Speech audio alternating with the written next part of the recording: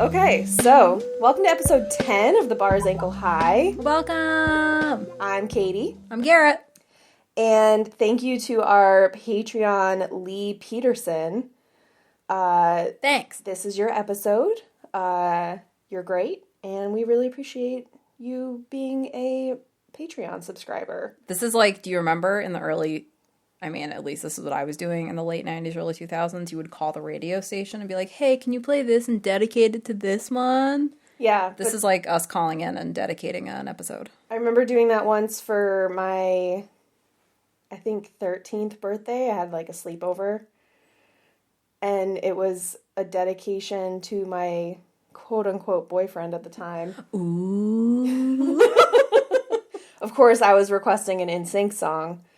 And, Naturally. Yeah, well, you know, they're a classic band. Was it a breakup and was it bye, bye, bye? No, it was not a breakup. It was, but from the same album, it was This I Promise You. Oh, yeah, I remember that one. Yeah.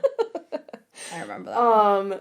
But, yeah, no, they just didn't play it for, like, ever. So we kept calling back, and then the DJ yelled at us eventually. They were like, do you know how many fucking 12-year-olds I have calling in right now? Yeah. This place is... No, never mind. That's a bad joke. I was going to say this place is... No. Part of the problem is that single hadn't actually been released yet, because the album had just come out, so I'm pretty sure, like, they literally couldn't play it. I just... like, deep tracks only. Like, I did not understand how, like, payola worked at radio stations. Hit me with the B-sides, dedicated to my boyfriend. This guy's like, get the fuck out of here. Stop calling me. Roll that cassette tape. You're like, yeah, so anyway, it was really cool. So yes, this is yours, Lee. Thank you.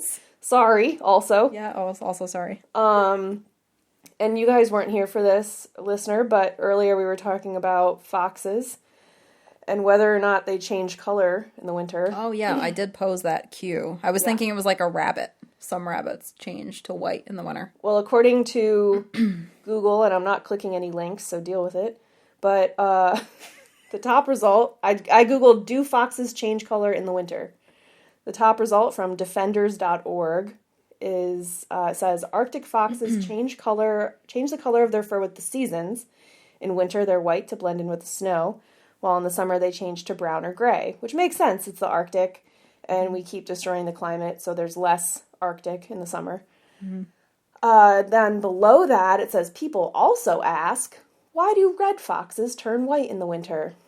And according to allthingsfoxes.com, which is for sure what I would name a website if I had a fox website. All foxes, all the time.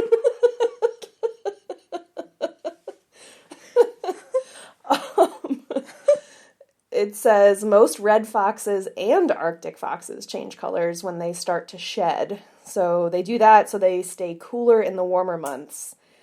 Their fur losing some of its defining colors, and it makes them appear to be darker or lighter than normal. So if you see a red fox in the summer, it's because it's their undercoat that's showing.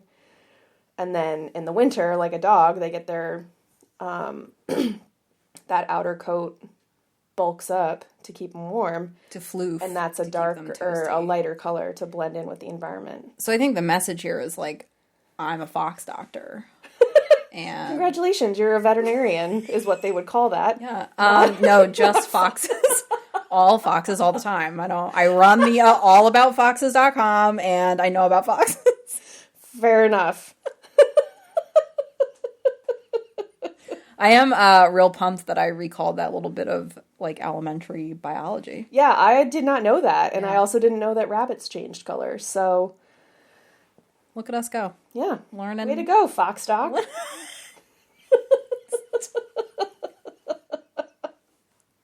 That's one of those things, you know, on Always Sunny when they're talking about the worm hat? And he was like, is it like a bunch of hats, like a bunch of worms wearing hats, or is it one worm with one hat? Is it a hat made of worms? No. I don't know what you're talking about, but all I'm picturing is the witch's anus suckling at Nandor's head in What We Do in the Shadows in his witch's hat.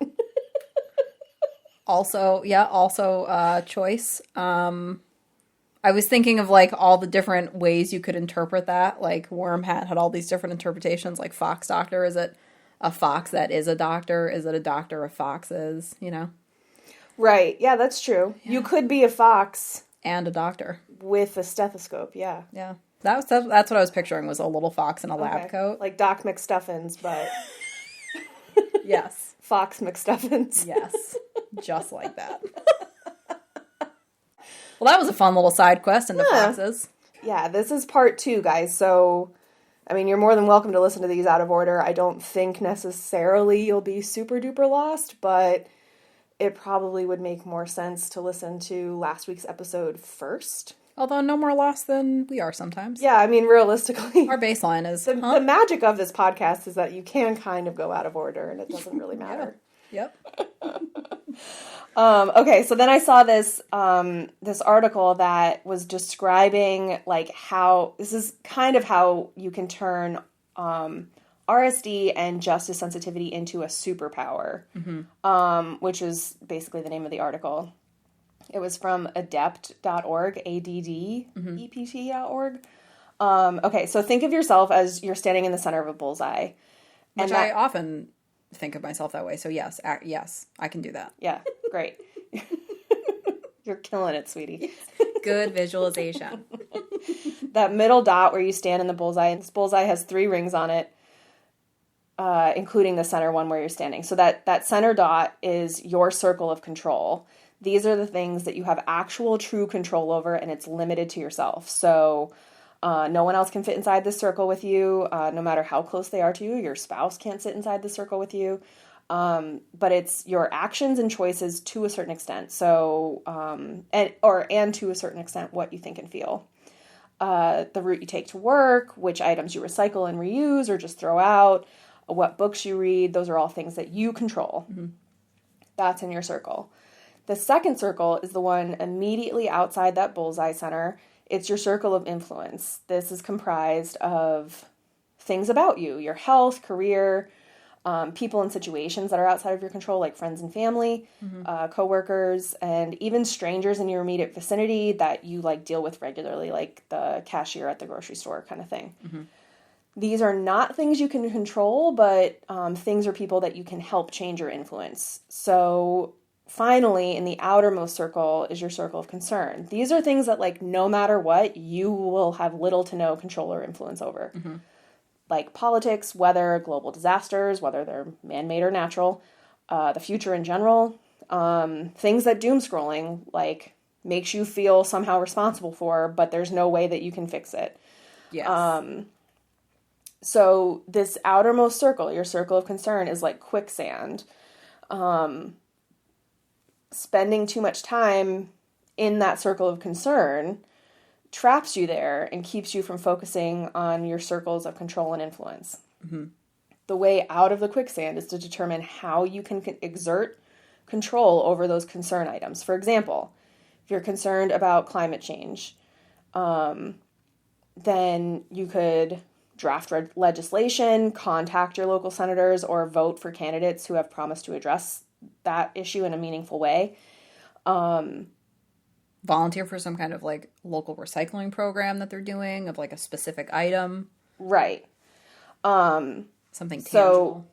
So taking that action and then saying like, okay, I've checked that off my list. I've done the thing I can control for that issue. Yes. The end. Added your controllable to the uncontrollable. Correct. Yeah. And training yourself to kind of be satisfied with that. So, for example, say you're very concerned about the increasing number of people suffering from housing and food security in your community. Mm-hmm.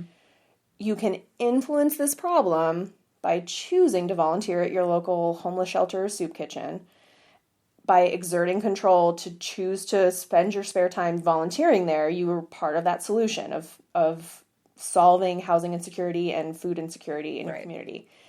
And you can satisfy your justice sensitivity by being part of that solution instead of being paralyzed by the problem of like, well, what am I supposed to do? Like, I can't just have people in my house. It's... And I've definitely fallen down the rabbit hole of all I have to do is this. Exactly. And tried to come up with these like half-cocked, bizarro solutions to something that is a global problem that I'm completely incapable of like solving on my own. Right. And so then it's asking that question of like, okay, I can't solve that problem, but I can help be a part of the solution. Yes. So this is like unpacking all of those big, heavy, global feelings that you feel responsible for. Correct. Yeah. Finding a productive way to cope with that. So you can also encourage the people in your circle of influence to join you, thereby tipping those scales in the direction of solving that problem even more. And decreasing food and housing insecurity in your community. So this article, it's very long and detailed. It's in our show notes. But I highly recommend looking at it because it was such an interesting way of thinking about things of like, and just kind of checking in with yourself and saying, okay, am I stepping into my circle of influence? Like, one of the examples they gave is like, your mom isn't supposed to drive at night, but insists that she's able to. So you can tell her, hey, it's really unsafe for you to drive at night. I really don't want you to do that anymore. But that doesn't stop her from picking up the keys and getting behind the wheel.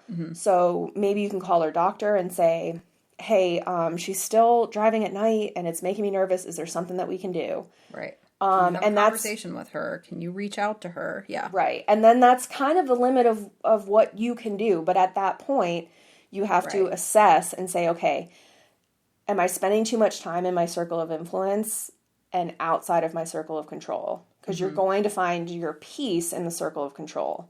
Your home can be decorated the way you want.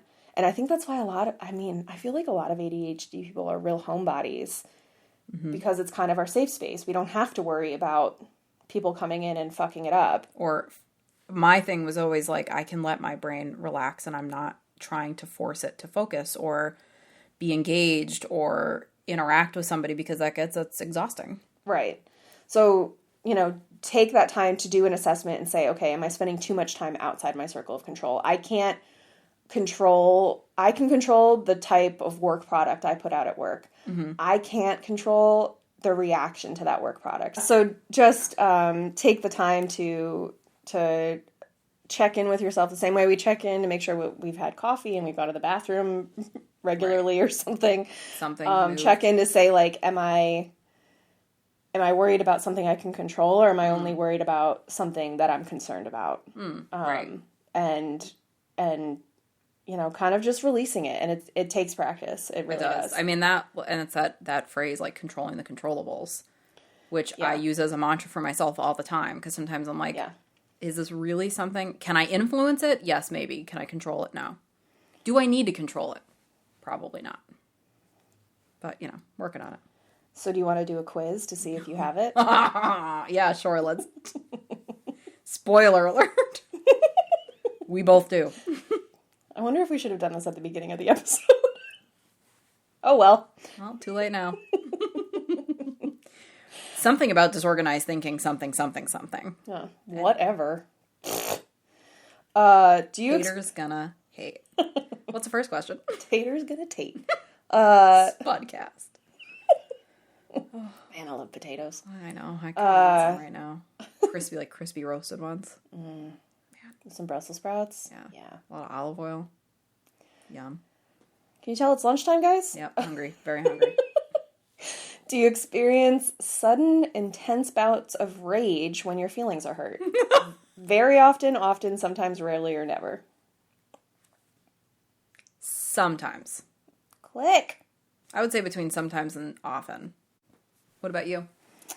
I'd say often. Hard often. And I took that personally. Yeah. All right, I put sometimes for you. Do you experience sudden, intense bouts of extreme sadness when you think you've been rejected or criticized? Often. Are you your own harshest critic? Yeah. Very often? Big yes. Yup. Do you feel anxious in social situations because you assume that no one likes you? Sometimes. That's often for me. Yeah, you know what? Often. I guess it I'm depends. terrible at going to like parties or whatever. Where, Yeah. what the? You know what? I no longer put myself in situations. I probably used to feel pressure to do that when I was like in high school and college. I don't put myself in situations like that anymore. So I'm usually really only hang out with people that like can confirm I know they like me and don't hate my guts. Which makes me less likely to go into that spiral of everyone hates me. Well, you're on rarely for that one on the record because it won't let me click the other ones. Oh, okay, good. Anyway, yeah, I would say very often. I hate going to a party where I don't know anybody. Yeah, I can't. I'm Velcro to the person that I do know. Oh yeah, I shut right down. That's like what happened when I went to that like attorney's mixer. Oh yeah, that thing you were telling me about. Yeah, the girl that I was supposed to go there with didn't show up until like an hour and a half in, and I was fuming. Oh, I don't know that I've ever been so mad at a friend in my whole life. Yeah, that would really, really upset me. Because Yeah. I really do. Plus, she showed up real drunk. Yeah, that would also make me mad. I definitely flounder in those situations. Like, I don't thrive not knowing anybody. Yeah, I feel so awkward. I'm great. If I know people, I can do totally fine. Yeah. I feel awkward and like I don't belong. Yeah. Even though it's a mixer specifically for attorneys and I am an attorney. And I feel like people are thinking, why is she here? Mm-hmm. Yep. Do you consider yourself a people pleaser, going above and beyond to get on someone's good side? No. Never or rarely? Rarely. Yeah, same. Like, I believe in making, like, a good effort for things, but I'm definitely, for sure, not going to change my personality or really bend to anybody else's likes, dislikes. I actually, side note, remember when I was dating, getting that feedback from, like, a family member. They were like, I'm really proud that you don't mold yourself to fit into what that person that you're going on a date with is looking for, that you are like true to, I'm always true to my personality. Like, I might maybe tone certain things down. If I know maybe somebody's religious, I will tone down my Rick and Morty spirals. But You seen that toilet? so then the teeny verse. The Meeseeks taught me that existence is pain. I want to shave a couple strokes off. It's way funnier now, do you bet? It is way funnier now. Square your shoulders! Don't bend your arm. What are you doing with your feet? Actually, when Katie was teaching me to golf, she did turn into a Meeseek, and I was Jerry. No, stop. Don't. What were you doing with your legs? I don't. And then another version of her pops up, and it's like, you have to square your shoulders. And another one, weight in your heels. Yes, that's kind of how it went. I don't see the problem. You're a great golfer. So The last one showed up and had, like, stubble. Like a fifth of liquor in a brown Like, bag. Jesus Christ, just...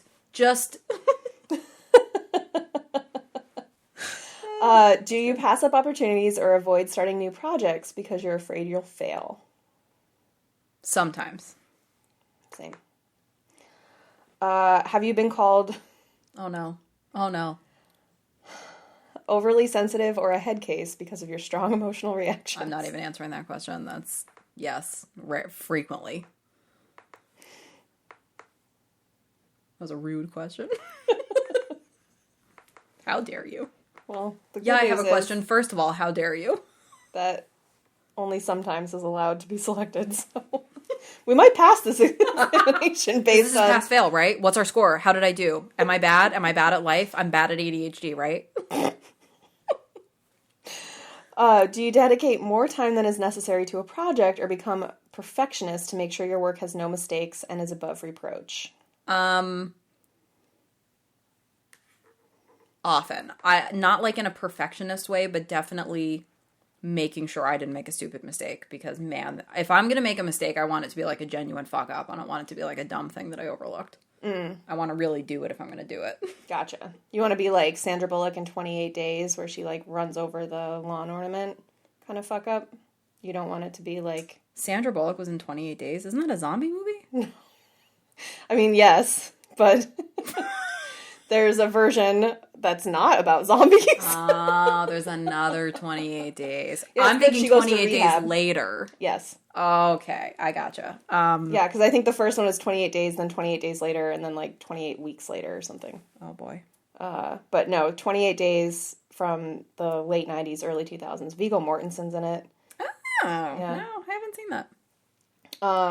It's good, actually. Yeah. She's an alcoholic. She's the child of an alcoholic, and she grows up to be one as well, and has to go to rehab for 28 days. It's court ordered.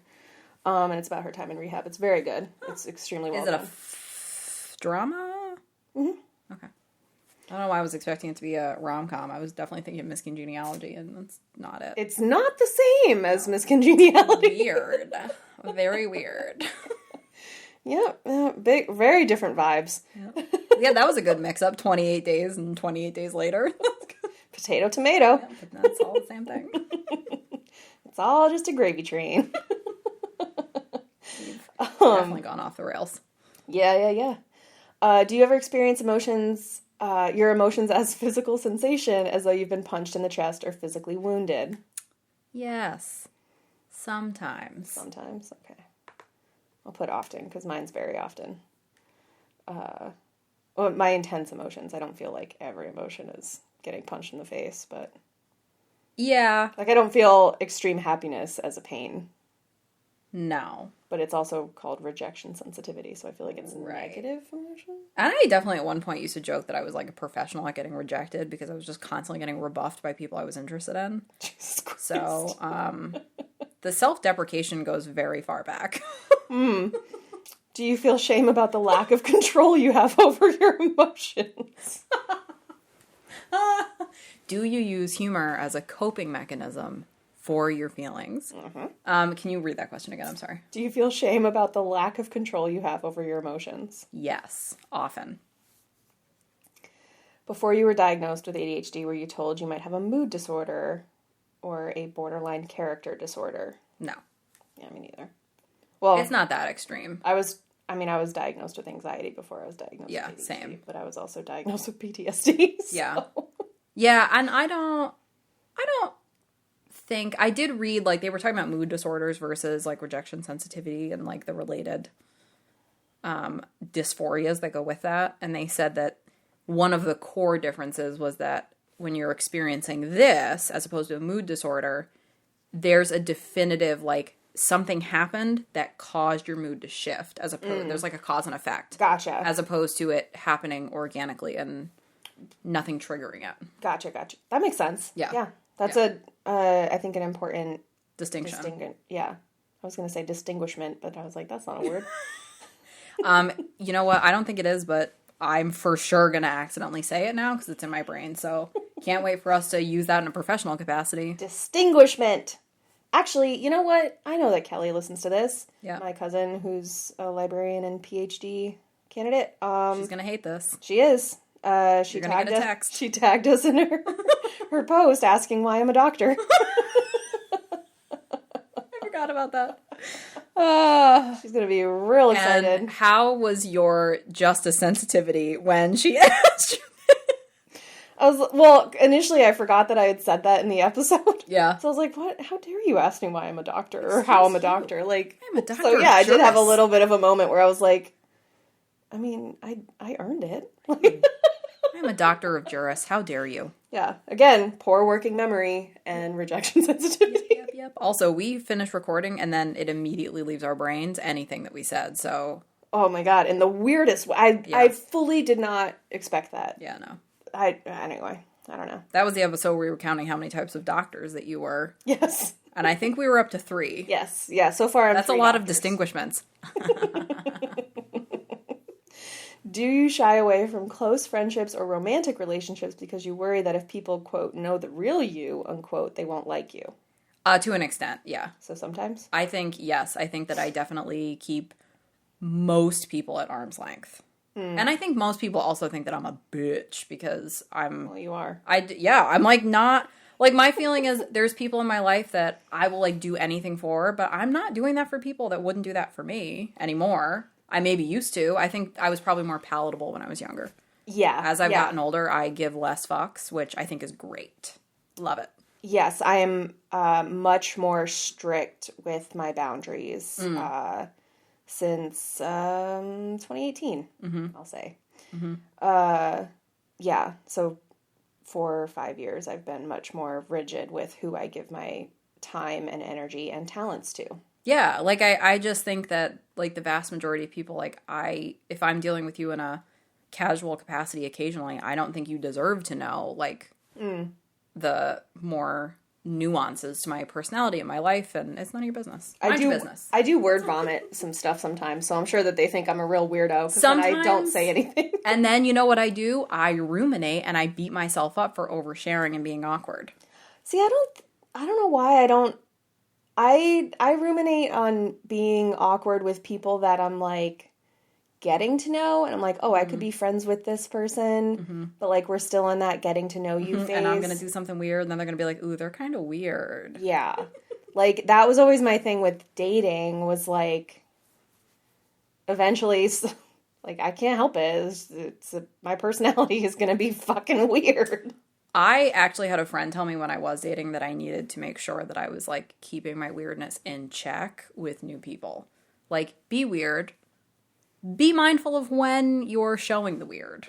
Because, yeah, for sure. We actually Katie and I had a conversation off air recently about how sometimes the weirdness builds up like tension in your body, and if you don't release it in a fucking strange way immediately, you'll explode.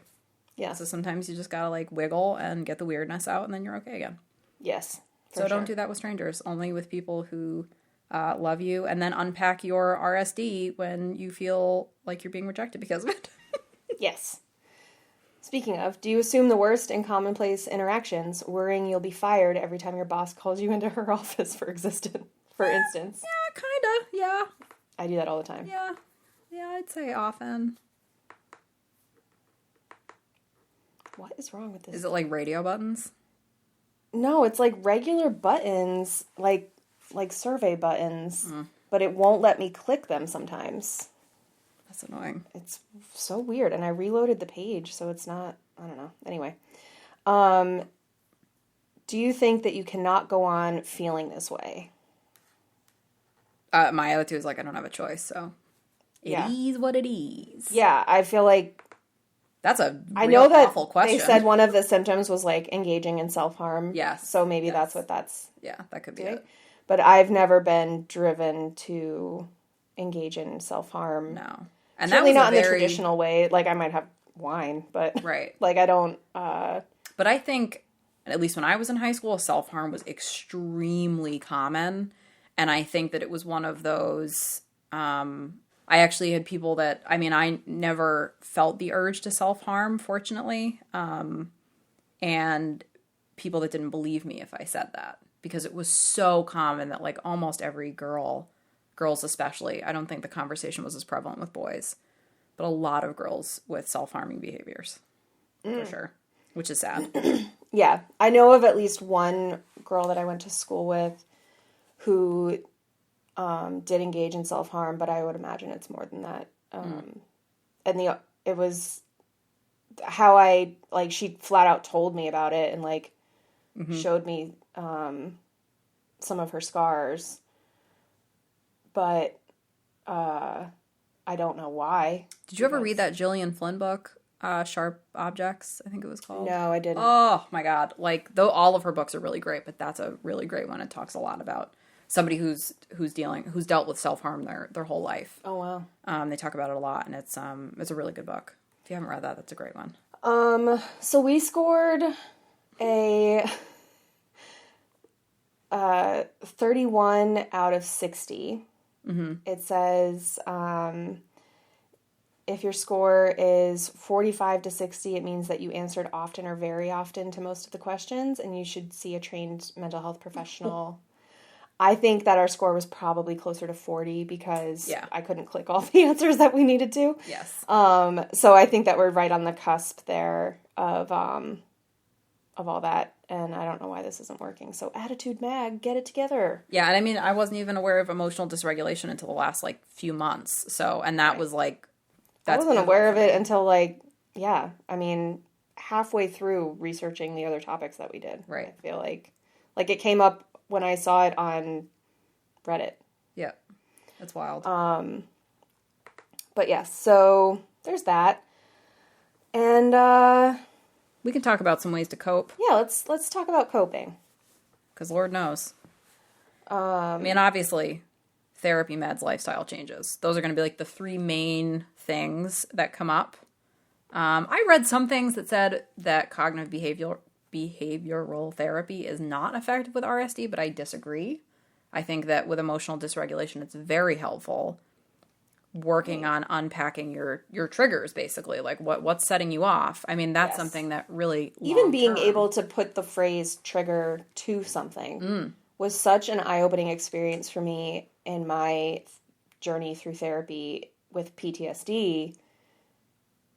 Just being able to identify, like, okay, so I had that reaction because I was triggered, and it was like such a light bulb moment for another person to say, like, okay, so that was a trigger for you, so, like, don't watch those types of movies anymore, or, like, whatever it is. I mean, and even sometimes I really have to think through it before I even realize something was triggering for me. Yes. And I think in a relationship, too, I think we're both kind of working on, oh, me reacting that way was because something triggered me. What triggered me? Why did I feel that way?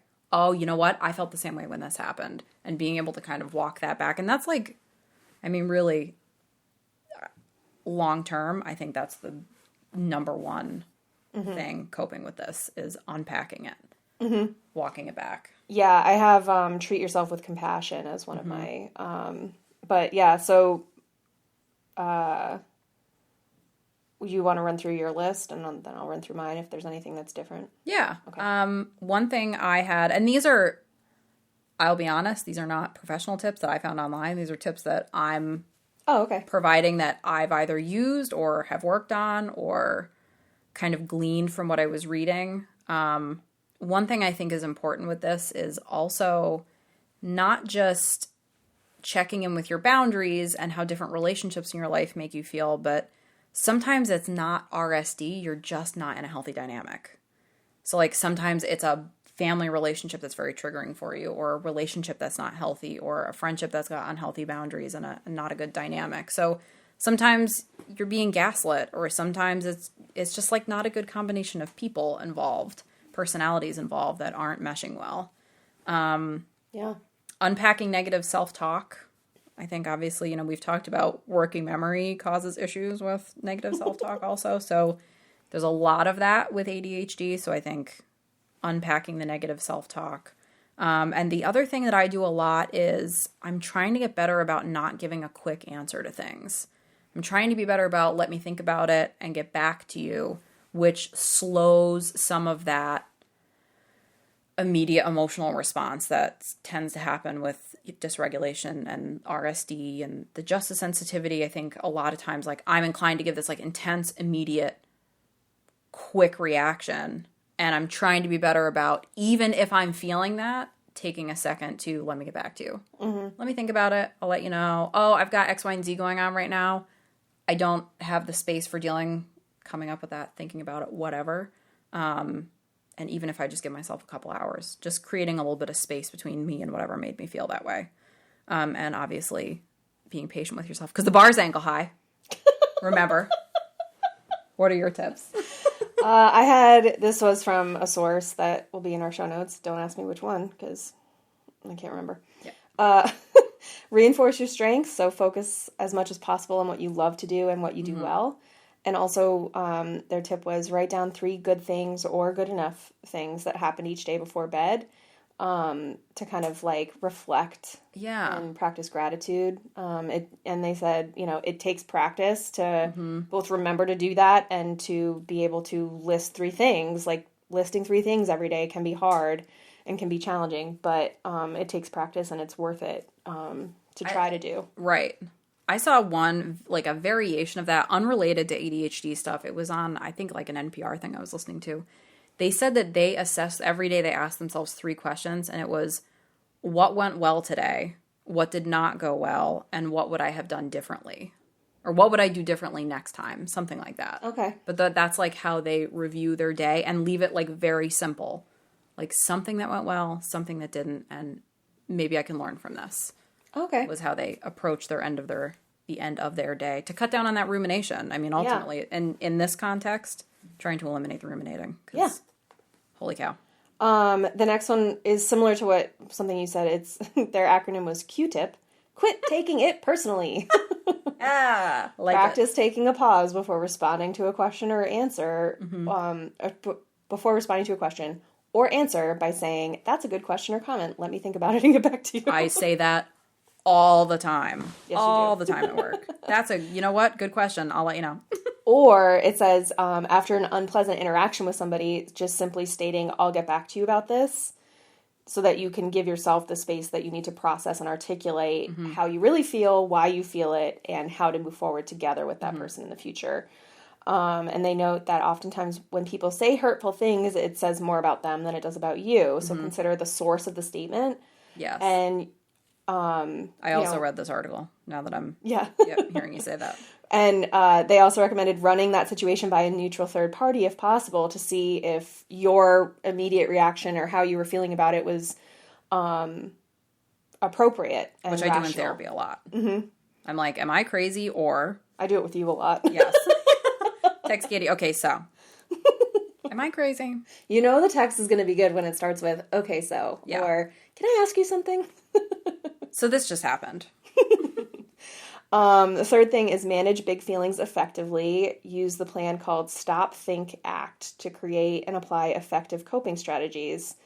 Practice and keep tools at easy reach at all times, like taking time apart from your partner or whoever you live with, or time just by yourself to reset, relax, and other self-soothing activities like exercising outside, doing yoga, listening to music, or maybe your favorite podcast. It's us. We're your favorite podcast. Because remember, the bar is Ankle High. In case you forgot. Treat yourself with compassion. Just because your inner critic is very vocal doesn't mean you need to listen to it all the time. Talk and treat yourself the way you would approach a third grader with a skinned knee instead of immediately turning to scolding yourself. Or that like, if you wouldn't say it to a friend, don't say it to yourself. Yes. Which I actually have pinned up by my mirror in the morning to look at every goddamn day to remind myself to chill out. How's that going? Great. Yeah, it's going great. If I wasn't such an idiot! Learning to soothe yourself without shame is the key to resilience when living with ADHD and RSD. Which, every time the word shame came up in all of this research, all I could picture was the shame wizard from Big Mouth. We went two different directions with that. Oh, yeah. I thought you were fishing. I was thinking of the shame bell from Game of Thrones. Oh. Shame. No, I thought of the shame wizard, and then how, like, they all overcame the shame wizard by being like, "No, this is who I am. Weird. I like masturbating with a glowworm." Yeah, I have a t-shirt on that says "Stay Weird," so that's how you deal with the shame wizard, is your Stay Weird t-shirt. Still working on that shame wizard. He still fucking hangs out with me sometimes, and I hate it. Okay, and then plan and post positive self-talk phrases, where you see them all the time. So, my personal favorite positive self-talk phrases are, Beyonce wasn't built in a day, and neither were you. I like that. Buck up, dry your tears, become the woman you currently fear. Ooh, that's a good one. That gave me a chill. Healing is everyday work. And basically, anything written by Rupi Kaur. Yep. Kaur? I don't know.